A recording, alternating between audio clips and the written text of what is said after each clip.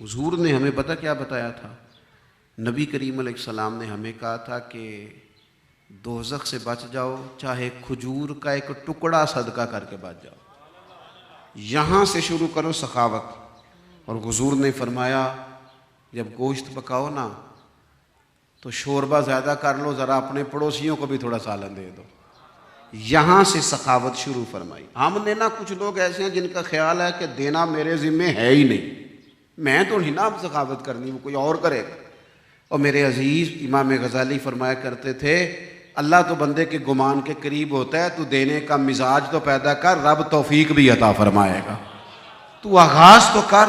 غربت بڑی بڑھ گئی، یہ حکمرانوں کی شاہ خرچیاں اور ان کی جو مزاج کے اندر جو ہے وہ بے پرواہی ہے اور عوام کے مسائل سے نا آشنائی، اس نے غربت بڑھا دی۔ چونکہ جو آدمی مالدار ہو جاتا ہے اس کے تعلقات بھی مالداروں سے ہو جاتے ہیں، پھر اسے لگتا ہے کہ غریب ہے ہی کوئی نہیں۔ گاڑی میں بیٹھنے والا اپنی گاڑی میں اسے تو نہیں نا پتہ ہوتا کہ بس میں جائیں تو تکلیف کتنی ہوتی ہے، وہ پھر نکل جاتا ہے، وہ کہتا ہے نہیں نہیں سب ٹھیک ہے، سب خوشحال ہے، وہ ان آزمائشوں کا اسے درد رہتا ہی نہیں۔